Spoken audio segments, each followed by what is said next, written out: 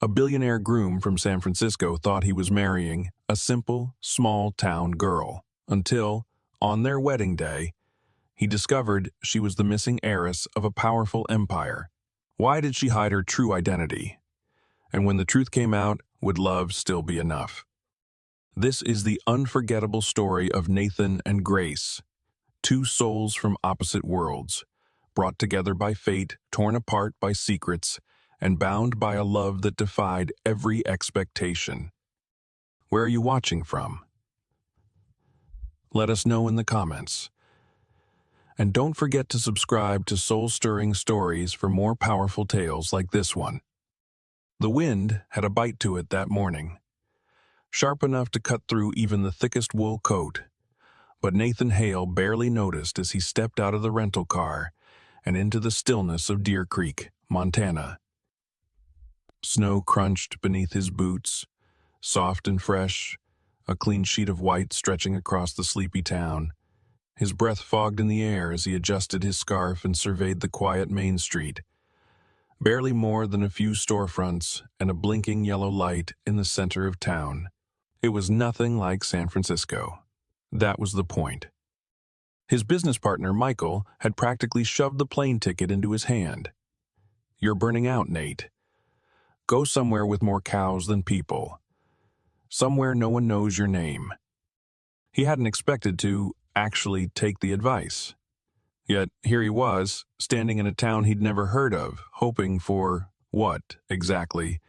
Peace, perspective, a reset. The scent hit him before anything else.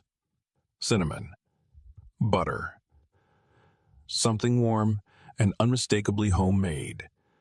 He followed it like a breadcrumb trail, crossing the street toward a small cafe tucked between a general store and what looked like a repair shop for snowmobiles. A little brass bell above the door jingled as he stepped inside, and the cold faded instantly, replaced by the hum of soft jazz and the inviting aroma of fresh coffee and pastries. The place looked like a postcard. Rustic wooden beams, mismatched chairs, a chalkboard menu written in neat cursive. A fire crackled quietly in the corner, and only two other patrons, an old man in flannel and a woman knitting something green. And near the window, Nathan stepped forward, brushing snow from his jacket, and approached the counter. That's when he saw her. She looked up from behind the espresso machine, her green eyes locking onto his. Her hair was pulled back into a loose ponytail, a smudge of flour dusting one cheek. She wore a navy blue apron and an expression of amused curiosity. "Well," she said, smiling slowly, "you look like a man who just took a wrong turn somewhere around Denver." Nathan blinked. "Excuse me." She leaned forward, resting her elbows on the counter. That coat, that watch, that face that says, "I haven't had to pump my own gas in 10 years. You're not from around here." A surprised laugh escaped him. "Is it that obvious?" She raised an eyebrow. "Let's just say we don't see many Silicon Valley types in Deer Creek. What brings you to our corner of nowhere?" He hesitated. "A friend told me I needed to disappear for a while." She nodded like she understood more than she let on. "Well, you found the right place for that." He glanced at the chalkboard menu. "What's good here?" Her smile turned sly. "Depends. Are you just another tourist passing through? Or are you here for something real?" The question hit deeper than it should have. For years, his life had been a whirlwind of boardrooms, launch dates, endless networking events, and people who saw him more as a resume than a human being. Something about her question, about her, stopped him cold. "I don't know," he admitted. "Then you're getting the apple pie," she said, already plating a slice. "My grandmother's recipe. It's the only thing on the menu that never lies." He sat down at the counter, still watching her. She set the plate in front of him with a fork and poured a cup of coffee without asking how he liked it. He took a bite. It was perfect. Warm, spiced, just right. The crust flaking like it had been kissed by magic. He blinked, genuinely surprised. That's really good. I told you, she said, clearly pleased. You can't fake good pie. I'm Nathan, by the way, he said, offering his hand. She wiped her fingers on a towel before shaking it. Grace. Nice to meet you, Grace. Welcome to Deer Creek, Nathan, she said with a grin. Looks like you just might survive out here after all. And for the first time in months, Nathan smiled without effort. Something about the warmth of the cafe, the pie, and the woman behind the counter made the world feel just a little less heavy. Maybe, just maybe, his friend had been right. Maybe this was exactly where he needed to be. The next few days passed in a way Nathan hadn't experienced in years. Unhurried, quiet, strangely grounding. He started each morning the same way. A brisk walk through snow-dusted streets, his breath fogging the air, followed by a stop at Grace's cafe for what he now considered a sacred ritual. Her coffee and that absurdly good apple pie. He told himself it was just the pie, but he knew better. Grace had a way about her. She was never in a rush, never flustered, never trying to impress. She moved with a kind of ease that made everything around her feel less chaotic, and every time she leaned across the counter with that confident, slightly teasing smile, Nathan felt the world slow down, just a little bit more. One morning, he came in early. The cafe was empty, except for Grace, who was setting out pastries behind the glass. She looked up, caught off guard. "You're here before the regulars," she said, brushing flour from her apron. "Can't sleep?" Nathan gave a half smile. "Something like that." She poured him coffee without asking, sliding the mug toward him with a practiced hand. "Well, you're in luck. Fresh batch of scones just came out. Blueberry and lavender." "Is that a Montana thing?" he asked, taking a seat at the counter. "Nope," she said. "That's a Grace thing." He chuckled and took a bite. It was excellent, of course. Everything she touched seemed to be. "You ever think about opening a place in a bigger town?" he asked between bites. "This stuff would sell like crazy in San Francisco." She gave him a look. "That's the point. I don't want to sell like crazy. I want to serve people I know, people I care about. Here I can see the same faces every morning, hear about their kids, their farms, their lives in the city. You just feed strangers." Nathan sipped his coffee, her words sinking in. "You make it sound so simple." "It is," she said. "People just like to make it complicated." There was a pause between them. Not awkward, just full. Like both of them were letting something settle between the lines. "What about you?" she asked. "What's your deal?" He raised a brow. "My deal? Yeah. You keep coming in here every day like you're trying to figure something out. You hiding from someone? Or just running from yourself?" Nathan leaned back, surprised by her bluntness, and impressed. "Wow," he said. "You always psychoanalyze your customers?" "Only the ones who look like they haven't slept in a year." He looked down at his coffee, swirling it slowly. "I built a company from nothing. 10 years of my life. Now it's worth more than I could have dreamed. And I'm still not sure I even like what I do anymore." Grace tilted her head. "So walk away." He scoffed. "It's not that easy." "Why not?" Nathan opened his mouth, then closed it. He didn't have a good answer. "I guess I don't know who I am without it," he said finally. Grace nodded, her eyes softer now. "Yeah, I get that. I used to feel that way too." He glanced up at her, curious. "Used to?" She hesitated, just for a second. "Yeah, but one day, I realized I didn't have to prove anything to anyone anymore. I just had to figure out what made me feel whole. He studied her, watching the way she wiped down the counter, completely at ease in her space. No pretense. No armor. Just grace. "You really like it here, huh?" he asked. "I love it," she said simply. Nathan leaned forward slightly. "Then, why do I get the sense you're hiding something?" Grace froze for the briefest of moments before smiling again. Smaller this time.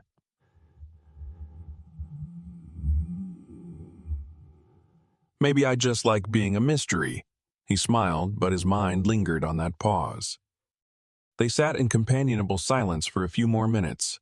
The only sounds, the soft clink of dishes and the low hum of the heater. Outside, the snow had started to fall again, delicate flakes spiraling down like feathers. As Nathan stepped outside, the wind sharp on his face, he realized something strange. He didn't want to leave. Not yet. Maybe not at all. And he wasn't sure if it was the quiet town, the smell of cinnamon and coffee, or the woman with flour on her cheek and secrets in her eyes. But whatever it was starting to feel like home. The sun had finally broken through the thick layer of winter clouds when Grace showed up outside Nathan's rental cabin, 2 horses in tow and a mischievous glint in her eyes. Nathan blinked at her through the frosted window, unsure if he was still dreaming. She was bundled in a faded flannel jacket and a knit beanie, her cheeks flushed pink from the cold. "You ready?" she called out, her breath puffing in little clouds. Nathan opened the door cautiously. "Ready for what?" "For an actual Montana experience," she grinned. "You've been hiding in that cabin like a city mouse. Time to meet the mountains." He stepped out onto the porch, squinting at the horses. "You're joking!" She swung herself up onto one of them with ease, patting the saddle of the second. "Nope. Say hello to Jasper and Comet. I figured you needed a little adventure." Nathan eyed the horse suspiciously. "I usually stick to cars that cost more than a small house." "Yeah, well, this one runs on oats and attitude," she smirked. "Come on, he won't bite." With visible reluctance, Nathan approached Jasper, the taller of the 2 horses. Grace jumped down and helped him mount, guiding his foot into the stirrup, her gloved hands steady and warm. Once he was up, albeit awkwardly, she climbed back on her horse and led them onto a snow-covered trail that snaked behind the pines. At first, he gripped the reins like a man hanging onto the edge of a cliff. Grace rode ahead, occasionally glancing back with a grin. The landscape unfolded slowly around them, quiet and vast. Pine trees heavy with snow, frozen creeks tracing silver lines through the valley, and mountains in the distance like sleeping giants. "You're doing fine," she called back. "I'm 90% sure I'm going to fall off and die," he muttered. "You'll be fine. Just loosen up." "Easy for you to say," he grumbled, but he did relax, just a little. As they ascended a ridge, the trees parted to reveal a sweeping view of the valley below. The sun had begun to dip, casting long golden shadows across the snow. Grace slowed her horse and dismounted, tying the reins loosely to a branch. Nathan did the same, nearly falling off in the process, but she caught his arm before he hit the ground. "City boy reflexes," she teased. He exhaled, trying to catch his breath, and followed her to the edge of the overlook. Below, the world stretched endlessly. Frosted hills, open sky, and no sign of buildings or roads. Grace folded her arms, gazing out at the horizon. "This is my favorite spot." Nathan stood beside her, his hands in his coat pockets. "It's beautiful." "It's honest," she said quietly. "Out here, there's no noise, no pressure, just space to breathe." They stood in silence, the air crisp and still around them. Then Nathan turned to her. his voice softer than he expected. "Do you ever think about leaving?" She didn't answer right away. Her eyes traced the horizon like she was reading something only she could see. "I used to," she said at last. "Used to think I needed to be somewhere else to be happy. Somewhere bigger, louder, more exciting. But I realized happiness isn't about where you are. It's about who you're with and what kind of peace you let into your life."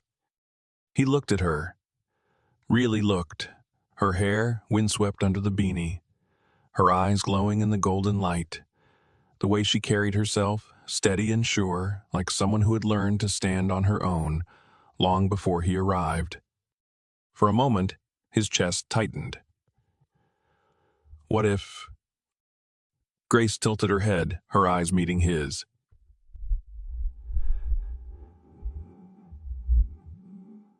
"Then maybe you've been looking in the wrong place all this time." The wind brushed past them, gentle and cool, like the earth itself had paused to listen. Nathan smiled, slow and unguarded. "I think I'm starting to believe that." She nudged his shoulder playfully. "Careful. Sounds like you're going soft on me." He laughed, and for the first time since his company went public, since the endless parties and deals, the empty high-rise and shallow conversations, he felt grounded, not floating, not performing, just present. As the sun sank behind the mountains, casting the sky in hues of violet and rose, Nathan realized something quietly terrifying. He didn't want to go back. Not to the pressure, not to the emptiness, and not without her. Back in town, Nathan found himself lingering. What was supposed to be a week-long escape turned into 2, then 3. His assistant had called twice to remind him of board meetings and shareholder updates.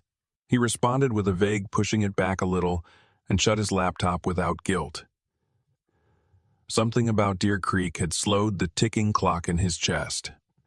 Or maybe it was someone.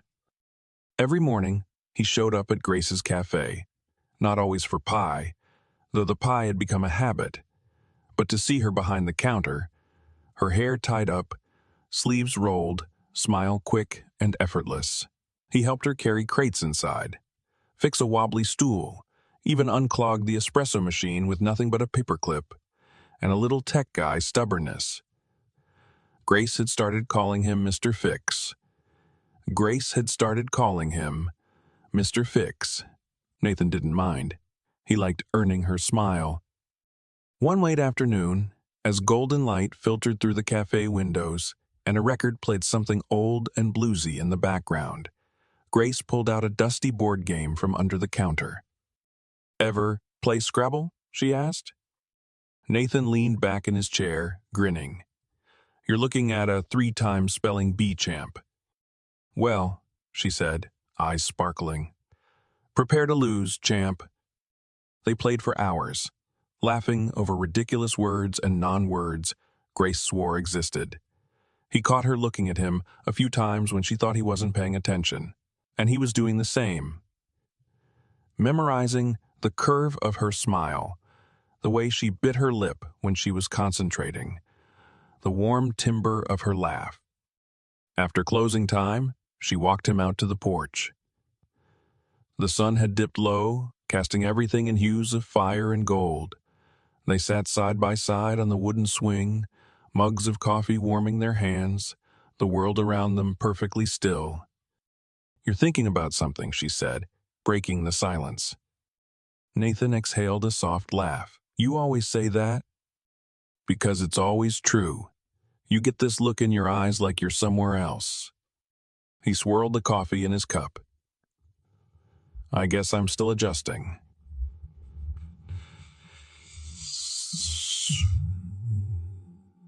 Everything moves slower here. It's quieter. "It is," Grace said. "That's what people come here for.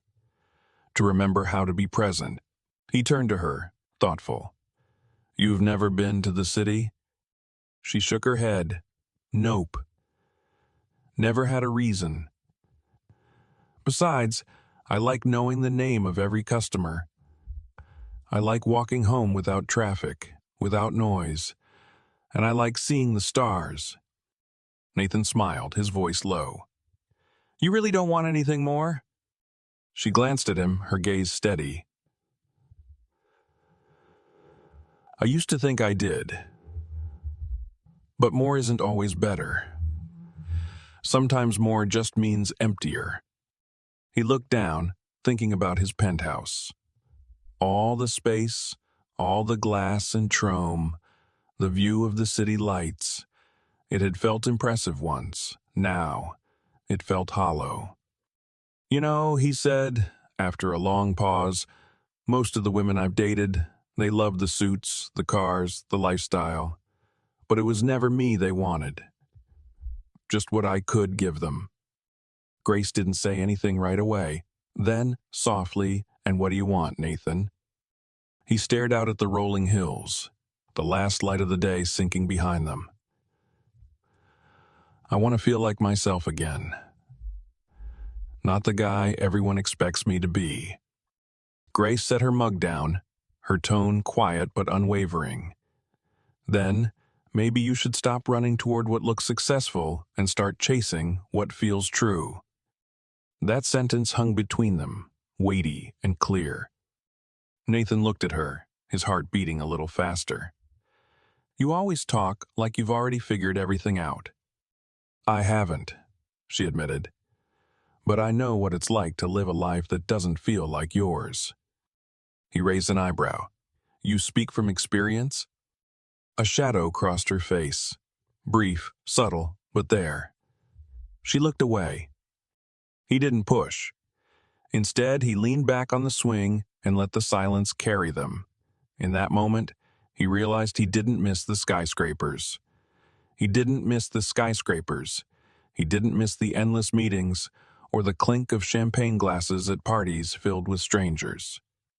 He was here, on a wooden porch in a town with no traffic lights, sitting next to a woman who challenged him, grounded him, and saw through him in ways no one else ever had.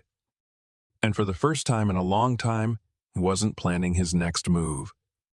He was just here. It was snowing lightly the night Nathan told her.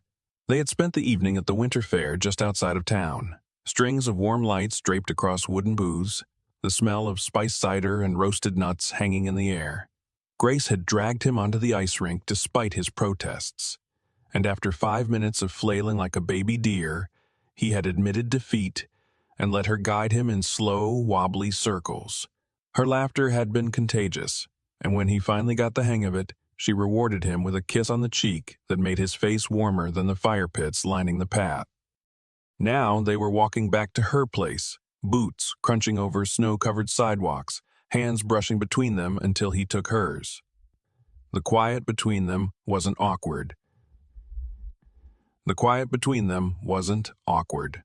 was the kind of silence that said everything without needing words. They reached her porch. She turned to face him, cheeks flushed from the cold, a scarf wrapped snugly around her neck. He could see her breath in the air, soft clouds curling upward into the dark. You want to come in for tea? She asked, her voice gentle. He didn't answer right away. Instead, he stepped closer, cupping her face in his gloved hands. Grace, he said quietly, I don't think I can go back to San Francisco. Her brow furrowed. What do you mean?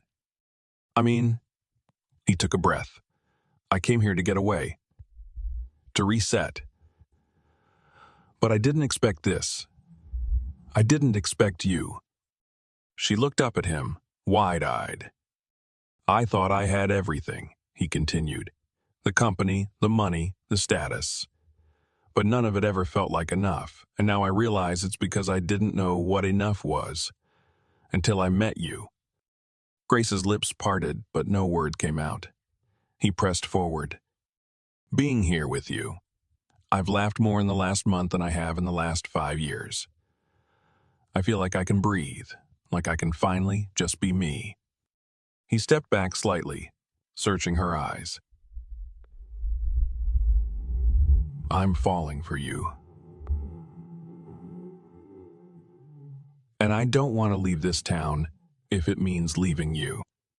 For a moment, she didn't move. The snow continued to fall around them in soft flurries, the porch light casting a halo around her.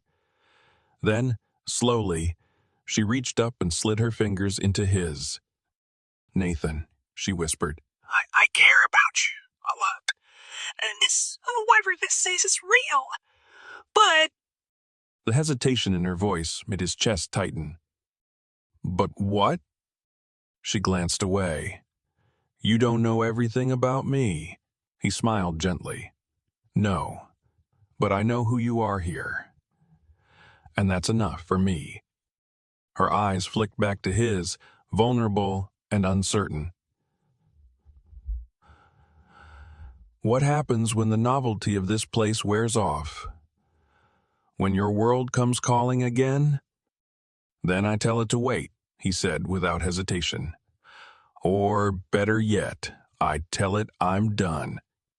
Her brows pulled together. "You'd give all that up?" "I'd trade all of it for one more night like this," he said honestly. "For one more morning, waking up knowing I might see you walk into a room with flour on your cheek and fire in your voice."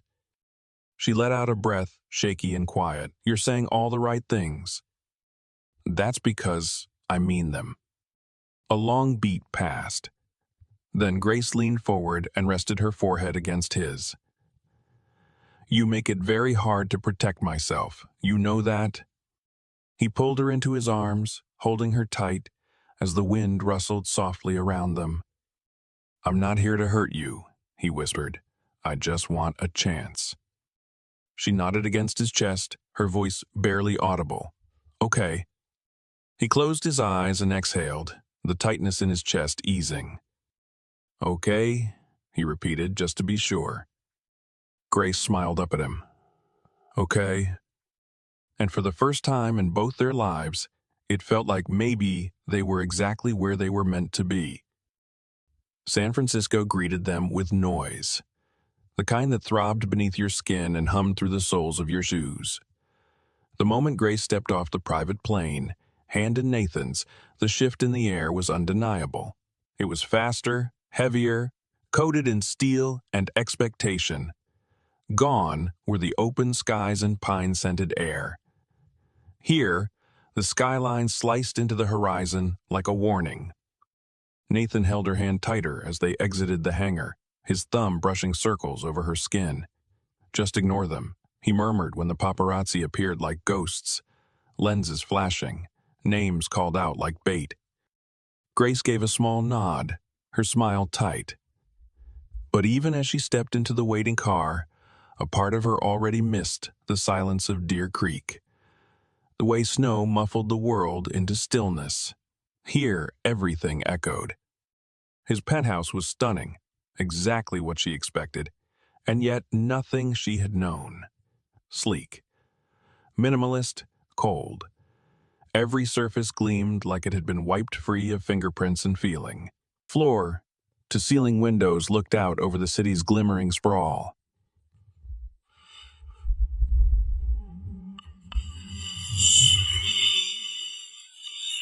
"This is home," Nathan said, watching her reaction closely. She forced a smile. it's beautiful. But it didn't smell like cinnamon.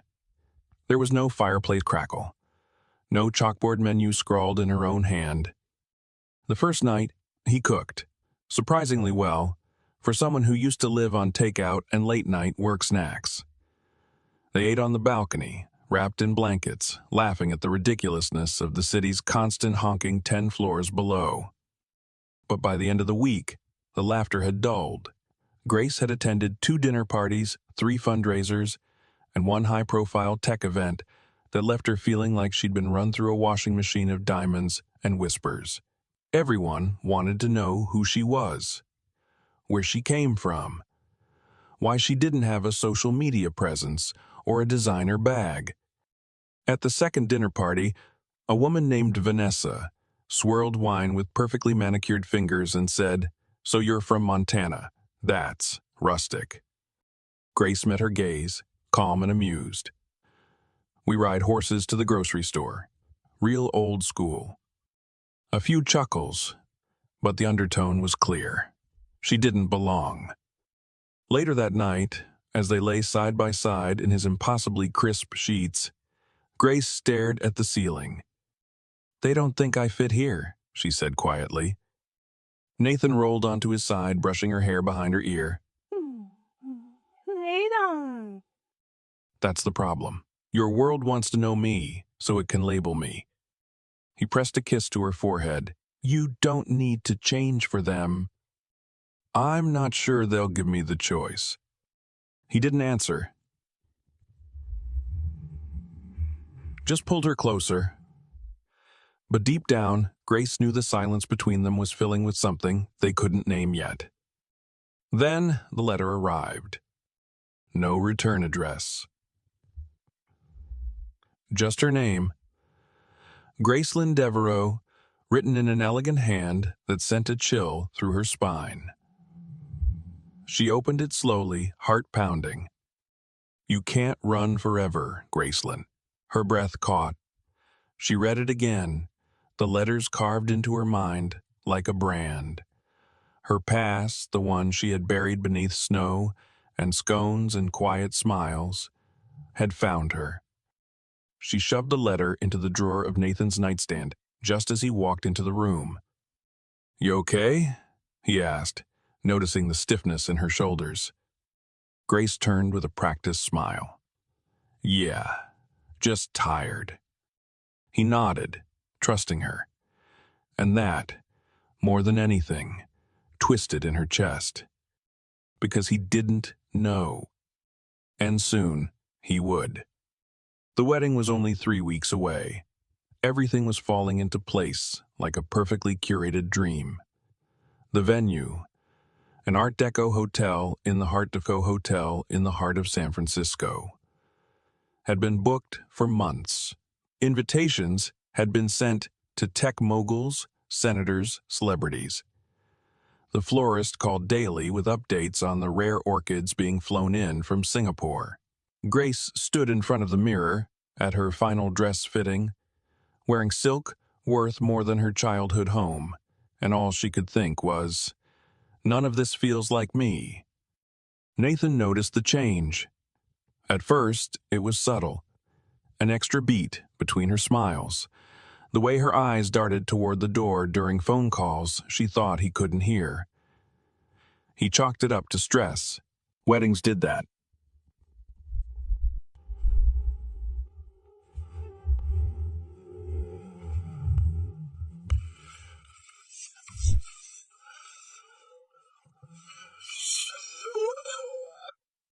He didn't ask her the next morning.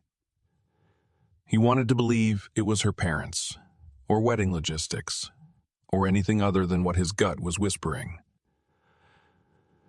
She was hiding something. That gut feeling turned into a knot when they attended a gala 2 nights later. Grace looked ethereal in navy satin, her hair swept into a soft twist. They mingled easily, Nathan's hand resting gently at the small of her back until a man approached from across the room. Older, tailored, sharp-eyed. "Well," the man said with a slow, deliberate tone, "if it isn't Gracelyn Devereaux." Nathan felt Grace's body tense beside him. Just for a second. Just enough. "I'm sorry," she said, her voice smooth but brittle. "I think you have me confused with someone else." The man chuckled, swirling the champagne in his glass. "Oh, I don't think I do." Nathan opened his mouth to respond, but Grace was already guiding him away, her grip on his arm tight. "Let's get some air," she murmured, leading him out into the courtyard before he could ask anything. He let it go, for the moment, but the look in her eyes haunted him. 2 days later, Ethan showed up unannounced at Nathan's office. Tall, blunt, loyal to a fault. He didn't knock, just dropped a slim folder onto the desk with a heavy thud. "You need to see this," he said. Nathan frowned, opening the file. Inside was a newspaper clipping, Aged, yellowed slightly at the corners. The headline screamed at him. Gracelyn Devereaux, heiress to Devereaux Holdings, disappears amid family scandal. A chill slithered down Nathan's spine. His fiance's face stared back at him in the grainy photo, younger but unmistakable. "She's not who she says she is," Ethan said, softer now. "She walked away from one of the most powerful families in the country. And no one's heard from her in 5 years, until now." Nathan stared at the paper, the edges blurring. His heart thudded in his chest, loud and disorienting. "Grace," he whispered, barely audible. "Who are you?" That night, he didn't confront her. He couldn't. He watched her from across their apartment, folding wedding menus with delicate hands, humming to herself like nothing had happened. And maybe that was the worst part. She looked so at home. But all he could hear was the man's voice at the gala. Gracelyn Devereaux. All he could see was the truth splashed across ink and paper. The woman he was about to marry had vanished from high society. On purpose, she had chosen to become someone else. And she hadn't told him. Not when he opened up about his own life. Not when he told her he loved her. Not even when he asked her to marry him. Everything he thought they were building together now felt like it was sitting on a foundation of glass. Beautiful, but fragile. And already he could hear the cracks forming. Nathan didn't sleep that night. He lay awake, staring at the ceiling of the penthouse they shared, the city lights outside casting restless shadows across the room. Grace breathed softly beside him, curled toward his side, as if nothing had changed, as if the world they had built together hadn't just shifted beneath his feet. When morning came, she was already in the kitchen, making coffee like it was just another day. Nathan stood in the doorway, watching her. She was barefoot, wearing one of his sweaters that hung low on her frame, humming some old tune as she poured the water into the French press. And for a moment, he felt like an imposter in his own life, watching a version of it that wasn't quite real anymore. She turned and smiled. "Morning." He tried to smile back, but it faltered before reaching his eyes. "Morning." She brought him a cup, sat across from him at the kitchen island, and talked about the florist calling with new centerpiece options. He nodded, gave all the right reactions, but his mind was somewhere else entirely. Gracelyn Devereaux. The name echoed in his head like a bell that wouldn't stop ringing. His Grace, quiet, grounded apple pie, making Grace, wasn't who she claimed to be. She had a past filled with wealth, scandal, and headlines, and she had chosen to keep it from him. The betrayal wasn't just in the lie. It was in the silence. Later that afternoon, he called Ethan. "I need to know everything," he said. Ethan didn't waste time. After her father was indicted for fraud, the Devereaux family disappeared from the spotlight. Her mother left the country. Gracelyn was the only one who refused to give statements. One day, she just vanished. No press. No farewell. Nothing. It was like she erased herself. Nathan stared out the window, the city blurring beneath him. And no one's seen her since. Not until you introduced her as your fiancée. Nathan hung up, the phone suddenly heavy in his hand. When he returned home that evening, Grace was sitting on the couch, her legs tucked under her, reading. She looked up and smiled, but froze when she saw his expression. "What's wrong?" she asked, setting the book aside. He didn't answer right away, just sat down across from her, elbows on his knees, gaze unwavering. "Who are you?" he asked, voice low. Her face went pale. "Nathan." "I mean it, Grace, or should I say Gracelyn? Who are you really?" She flinched, the word like a slap. Her hands curled into fists in her lap. "I was going to tell you," she whispered. "When?" he snapped. anger breaking through. After the vows, she stood, pacing. I didn't lie to you. I left that life behind. It's not who I am anymore. But it's still part of who you are. You let me fall in love with someone who doesn't exist. No, she said firmly, eyes wet now. You fell in love with me. The woman in Montana. The woman in Montana. The woman who made you laugh when you forgot how. He stood too, running a hand through his hair. But I didn't know everything. How can I trust you when you've been hiding something this big? I was scared, she said, voice trembling.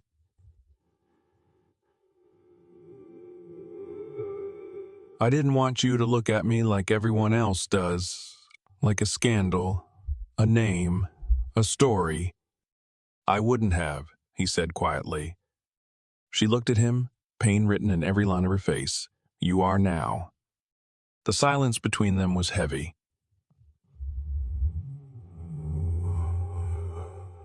Unforgiving. The city hummed outside, unaware that something sacred was breaking inside that room. Nathan grabbed his coat and headed for the door. Grace didn't stop him. When it closed behind him, the sound was final, like a chapter ending. And Grace, no, Gracelyn, stood alone in the penthouse, tears tracing down her cheeks, realizing she had finally been found. And maybe lost, too. Nathan drove for hours without knowing where he was going. The city lights blurred past in streaks of red and gold. His thoughts tangled and loud, every memory of Grace now reframed in a way that hurt. He kept seeing her face, laughing behind the cafe counter, kneeling in the snow to adjust his stirrup, whispering his name under a sky full of stars. Was any of it real? He pulled into a scenic overlook above the bay and killed the engine. The silence hit hard. No car horns, no echo of his phone ringing. Just the wind off the water and the war inside his chest. His hands gripped the steering wheel until his knuckles turned white. He had been sure about her, about them. But now, all he could think about was the distance she'd placed between them. Not in words, but in what she'd chosen not to say. Grace, no Gracelyn, hadn't just left behind a family name. She'd buried an identity, one wrapped in scandal, money, and secrets. The kind of past that came with headlines and bodyguards, not aprons and cinnamon rolls. And yet, his mind kept returning to that first day in Montana, how she'd looked at him, not with calculation or charm, but like someone who didn't care who he was, what he owned, or what his last name meant. She didn't want anything from him. That had felt revolutionary. So why hadn't she trusted him enough to tell the truth? Nathan rested his forehead against the steering wheel and closed his eyes. He thought about every woman before her, how they chased his company's name, his press appearances, the value of his portfolio, and how Grace had once looked at his watch and said, "You don't belong here." The irony made his chest ache. Back in the penthouse, she had stared at him with eyes full of fear and love. Not fear of him, but fear of losing what they'd built. Maybe she hadn't been hiding from him, but from the world that had always seen her as a headline, a brand, a cautionary tale. He sat there until the sky darkened completely, a string of stars barely piercing the light-polluted heavens. He didn't have answers, but he did have answers, but he did have a question, one he hadn't let himself ask until now. Do I love her because I thought she was ordinary? Or do I love her because, no matter where she came from, she made me feel seen, real, in a way no one else ever had? The answer, when it came, was quiet and certain. It didn't matter who she used to be. She was still the woman who stayed up late baking for the town fair, who taught him how to ride a horse and pulled him out of his own head, who never once asked for anything but his honesty, and gave him her laughter, her space, her time. She had tried to outrun her past, and somewhere along the way, he had found his future in her. Without another thought, he started the engine and pulled back onto the road, his heart pounding. This time, he didn't care about appearances, family names, or the judgment of the world they both belonged to and tried to escape. He only cared about her. When he reached the hotel, it was close to midnight. The lobby was quiet, the night staff barely looking up as he passed. He knew the suite number by memory. He knocked. There was a pause, then the soft sound of footsteps. The door opened a crack, and there she was. Hair down, eyes red, barefoot and small in the oversized sweater he'd once left on her chair in Montana. "You came back," she whispered. His voice was raw. "I had to." And suddenly, neither of them moved. They just stood there in the half-lit hallway, staring, everything unsaid floating between them like smoke. Then Grace stepped aside, wordlessly inviting him in. And Nathan knew this wasn't about forgiving the lie. It was about reclaiming truth, together. Grace stood in the doorway, her hand still on the knob, as if releasing it might cause everything to unravel again. Nathan was here. His presence filled the hallway like a sudden shift in gravity, and she couldn't decide if she wanted to cry or run straight into his arms. He looked tired. Maybe even more than tired. He looked like a man who had walked through a storm and still wasn't sure where it had left him. "I didn't expect you to come," she said quietly, her voice barely above a whisper. Nathan stepped into the room, slow and measured. "I almost didn't." The door clicked shut behind him. Grace wrapped her arms around herself, suddenly aware of how cold the suite felt. The air was thick with words unsaid, emotions raw and sharp, emotions raw and sharp. Edged. She didn't dare speak first. She had already said too much. Or maybe not enough. He glanced around, eyes falling on the small mess she'd left on the table. An untouched cup of tea, the crumpled letter, her engagement ring lying next to it like something too heavy to wear. He picked it up, rolled it between his fingers. "I loved you," he said softly, still staring at the ring. "I still do. But when I found out, it felt like I didn't know who I loved anymore." Grace's throat tightened. "I understand." "Do you?" he asked, finally meeting her eyes. "You kept an entire life from me, not just a detail or a bad memory. You let me fall in love with a version of you that wasn't the whole truth." "I didn't mean to hurt you," she whispered, stepping closer. I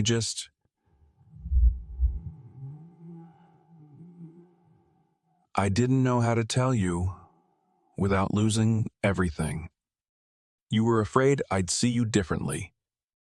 She nodded. Nathan exhaled, shaking his head slowly. "And for a while I did. I was angry, not because of where you came from, but because you didn't trust me enough to let me see it. I was going to tell you," she said, her voice cracking. "But every day I waited, it got harder. Because the longer I stayed, the more I realized how much I loved you. And I was terrified that if I told you the truth, I'd lose you anyway."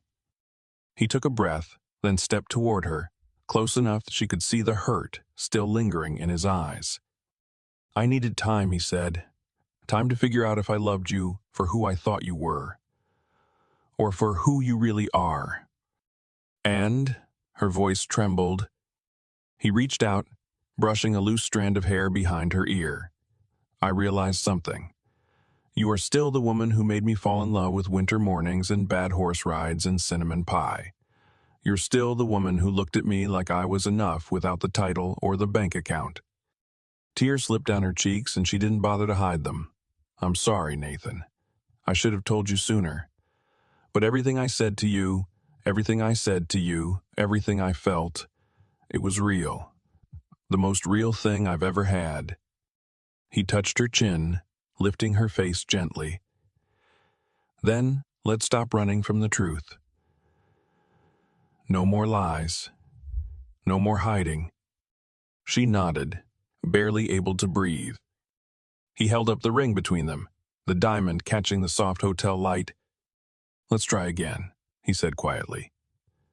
"Not because we have to fix what's broken, but because I don't want a future that doesn't have you in it." Her lips trembled. "You still want to marry me?" I never stopped. And with that, she fell into him, arms wrapping tight around his chest, burying her face into his shoulder. He held her like she was the only thing keeping him grounded, and maybe she was. The past still existed. The secrets still echoed. But in that moment, it was just the two of them. No headlines, no scandals, no legacies. Just love. When he kissed her, it wasn't desperate or urgent. It was a promise. A beginning. And this time, they would walk forward without masks, without fear. This time, they were choosing each other, fully. Finally. Forever. The wedding looked nothing like the one they had once planned. There were no gilded invitations or celebrity guest lists, no imported orchids or five-star chefs. Instead, there was the wide, open sky of Montana stretching endlessly above them like a blessing. There was a field dotted with wildflowers, a simple wooden arch decorated by hand, with twine and fresh-picked blooms, and rows of mismatched chairs borrowed from neighbors and friends. Grace stood barefoot in the grass, her dress light and flowing, her hair curled by the wind. Her bouquet was tied with a ribbon from her mother's sewing drawer. Beside her stood her father, misty-eyed but proud, a man who had watched his daughter disappear and return stronger than ever. Nathan waited at the end of the aisle, his suit simple, sleeves rolled to his forearms, his face open and steady. His sister stood to his right, beaming with quiet pride, and a small circle of friends filled the seats. People who had shown up not for a spectacle, but for something real. As Grace began to walk toward him, her heart pounding, time seemed to slow. There was no music but the wind in the trees and the soft rustle of fabric.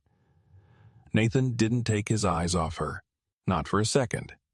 When she reached him, she took his hands, and the two of them stood beneath the arch, like a vow had already passed between them in every moment leading up to this one. The officiant, a kind old man from town who had once taught Nathan how to fish, cleared his throat and began. But neither of them really heard the words. All that existed was this: the look in Nathan's eyes as he slid the ring back onto her finger, the way Grace's voice trembled when she said "I do," and the warmth in her chest when he whispered, "You're my home." When they kissed, it wasn't met with applause or cheers. Just quiet smiles, a soft breeze, the sound of birdsong somewhere behind the trees. And for them, that was more than enough. Later, the reception spilled out onto Grace's family's land. Long wooden tables covered in homemade food and local wine. String lights twinkled above, strung between trees. Children ran barefoot across the field while neighbors clinked glasses and shared stories. Someone strummed a guitar, off-key, but full of heart, and newlyweds danced in the grass, laughing as they stepped on each other's toes. Nathan had never felt more alive. Gone were the expectations of his old life. The board meetings, the high-stakes negotiations, the constant pressure to perform. He still worked, but it no longer owned him. He didn't measure his success in headlines or dollar signs, but in quiet evenings on the porch, in shared cups of coffee, in the sound of Grace's laughter echoing through the open windows of their small, sunlit home. Every morning, he woke up beside the woman who had once changed his life with a slice of pie and an honest smile. And every morning, he chose her again. They built their days slowly, thoughtfully. They replanted the garden behind the cafe. Grace painted the old sign herself, the Brooks, Hale Cafe, and Nathan fixed the creaky floorboards in the back room. When they reopened, the line stretched down the block, not because of the name, but because the town believed in them, because people remembered what it felt like to be served with love. Their wedding had been quiet, their life together even quieter. But within that stillness lived everything they had ever wanted. Love without pretense. A home not built of glass and stone, but of warmth and laughter. And the kind of happiness that didn't need to be seen by the world to matter. On their anniversary, Nathan stood behind the counter, flower on his hands, apron tied crookedly. Grace leaned against the doorframe, watching him with that same half-smile she'd worn the first day they met. "Still think you're just a city boy lost in Montana," she teased. He looked up, walked over, and kissed her softly on the forehead. "No," he said. "I think I was always meant to find you." And Grace, as she tucked her hand into his, knew that no matter how far they'd both run from their pasts, they had finally found their way home. 1 year after their wedding, Nathan held the door open as Grace stepped into the cafe that had started it all. But this time, it didn't just smell like cinnamon and coffee. It smelled like purpose, like a beginning. The chalkboard sign above the door now read the Brooks, Hale Cafe, hand-lettered by Grace herself, with a small red heart in the corner, barely visible unless you were looking for it. The place looked the same in all the ways that mattered. The wooden beams, the warm glow of the lighting, the checkered curtains, the cozy nooks where neighbors could talk for hours. But now there were subtle touches. Fresh paint, new booths, a handmade bookshelf stocked with donated paperbacks. Nathan had built that himself, still not quite sure how the back panel ended up slightly crooked. Grace loved it anyway. The opening bell jingled softly as the first few customers trickled in. Locals, mostly, but also a few curious travelers who'd heard whispers of the place online. They were greeted not by a hostess or a sleek uniform, but by Grace and Nathan, side by side behind the counter, smiling like they had all the time in the world. Grace turned to him, brushing a speck of flour from his cheek. "We did it," she said. Nathan smiled, slipping an arm around her waist. "We really did." That morning, they served regulars like Mrs. Penfield, who always ordered half a muffin, and brought her own jam. They watched kids press their noses to the pastry case, and couples linger over lattes long after their cups were empty. And through it all, Grace and Nathan moved like two parts of a whole, passing plates, pouring coffee, trading smiles in between orders. They weren't perfect at it. Nathan still burned toast at least twice a week. But they were in it together, and that was the difference. Later that afternoon, as the sun slanted through the windows and the crowd thinned, Grace leaned against the counter and looked around the room. "You ever miss it?" she asked softly. Nathan glanced up from the register. "Miss what?" "Your old life. The skyscrapers, the boardrooms, the headlines." He considered the question. Then he walked around the counter and took her hands in his, fingers curling around hers. "I used to think success was about power," he said. "Money, legacy, being remembered. And now I think it's this." He looked around the cafe, then back at her. A quiet morning. The smell of fresh bread. Knowing the person standing next to me sees me for who I really am. She smiled, that slow, steady smile that had undone him from the very beginning. "Me, neither," she whispered. "I don't regret a thing." In the months that followed, They added little by little to the place. A community board filled with notes and flyers. A once-a-month open McNight that drew out secret poets and quiet songwriters. A wall of framed Polaroids labeled Our People, where they added snapshots of smiling faces. Regulars, travelers, neighbors, friends. Grace's past stopped haunting her. It didn't disappear, but it softened. She no longer flinched when someone recognized her, no longer worried about whispers or cameras. She had reclaimed her name, her story, on her own terms. Gracelyn Devereaux hadn't vanished. She had simply become someone real. And Nathan. He still had the mind of a CEO, the hunger to build and solve and grow. But now, he applied it to things that filled his soul instead of just his schedule. He consulted part-time for local startups, mentored young entrepreneurs, and spent the rest of his time working beside Grace, learning the language of butter, heat, and flour. Their love didn't burn bright and fast like in the movies. It burned steady, like the cafe's hearth on a cold morning. Quiet, enduring, undeniably warm. One evening, as the last light faded behind the hills, Grace and Nathan sat on the porch behind the cafe, mugs in hand, feet bare on the wooden steps. "You think people ever find this twice?" she asked, resting her head on his shoulder. "This?" he echoed. "This kind of love. This kind of peace." He thought for a moment, then kissed the top of her head. "If they're lucky." And beneath the Montana sky, with stars beginning to blink awake above them, they sat in silence, content together and utterly at home. Life lesson. Nathan and Grace's story reminds us that love built on truth, vulnerability, and shared purpose will always be stronger than any facade we present to the world. In a society that often measures success by wealth, titles, and status, it's easy to lose sight of what truly matters: connection, honesty, and the quiet moments we build with the people we love. Grace tried to run from her past, fearing that who she was would overshadow who she had become. Nathan, wrapped in a life of success and surface-level relationships, believed he knew what fulfillment looked like, until he found it in a quiet cafe, far from the skyline he once called home.